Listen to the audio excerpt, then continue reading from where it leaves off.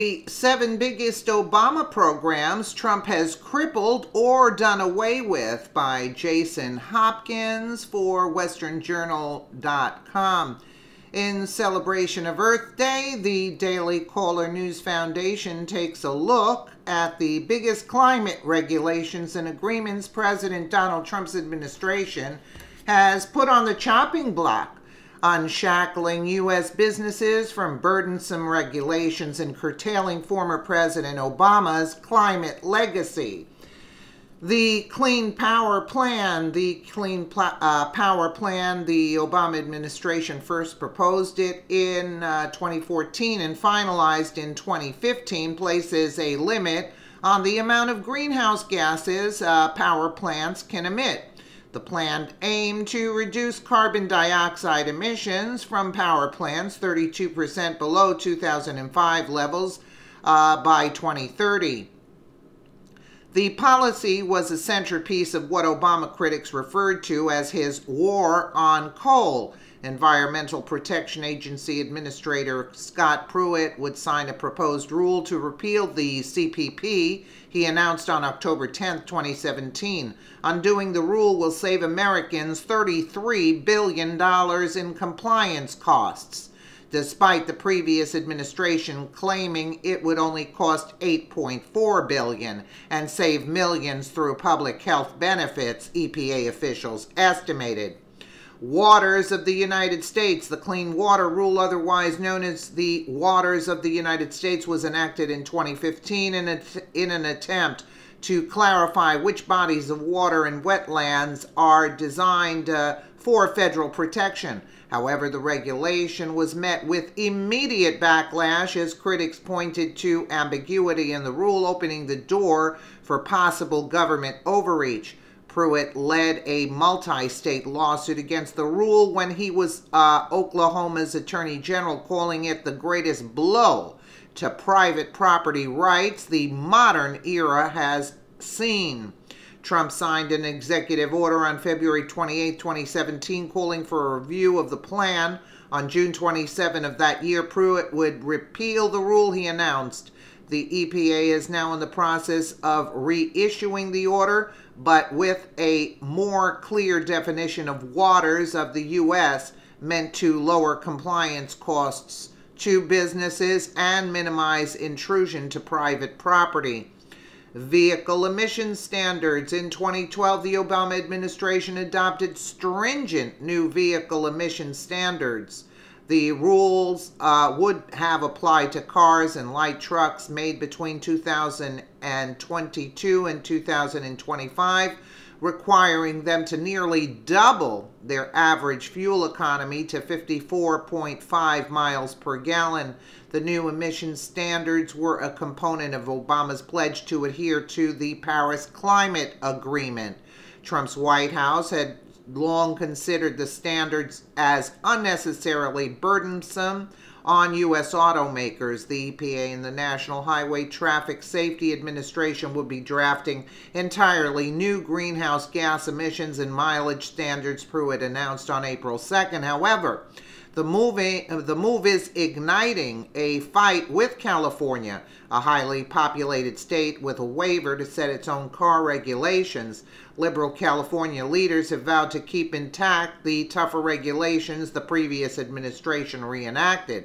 They have threatened to fight the Trump administration in court over the matter. Pruitt, on the other hand, has expressed interest in removing California's waiver. Offshore drilling.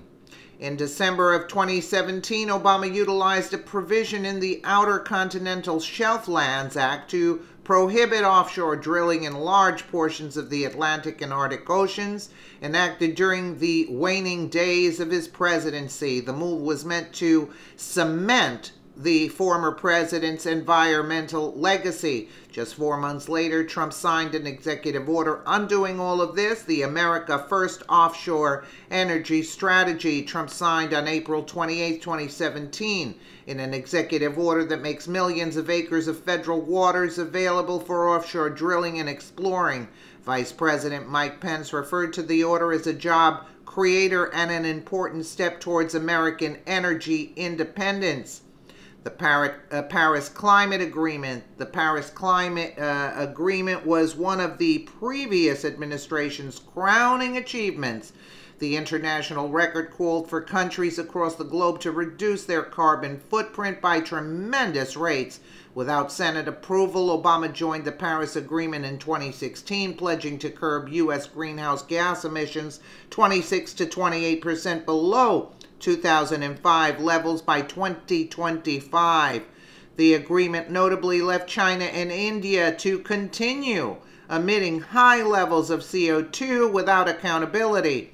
On June 1st, 2017, Trump filed a major campaign promise by officially exiting out of the agreement. The deal was poorly negotiated and placed unnecessary burdens on working-class people. Trump had long said he echoed this sentiment on the day he withdrew, saying he was elected to represent the citizens of Pittsburgh, not Paris. Massive EPA budget cuts, not a regulation rollback, but the White House proposed budget cuts go above and beyond anything seen in modern administration. In his fiscal 2019 proposal, Trump is hoping to slash more than $2.5 billion from the annual EPA budget. That's an overall reduction of over 23%. The request budget cut topped off a year of major staff reductions at the EPA. The agency already lost hundreds of employees to retirements and buyouts in 2017, bringing its staffing size to Reagan-era levels.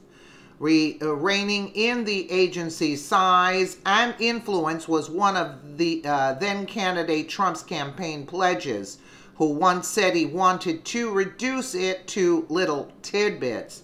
Don't expect the reforms to slow down. Trump has tasked the EPA chief with accelerating the rate of regulation repeal, the commander-in-chief announced at the Rose Garden on April 12th. The president wants Pruitt to slash red tape that's hurting U.S. manufacturers so they can expand and continue to hire and grow. Trump wants more regulations out the door, and he wants it done faster. Happy Earth Day, everyone.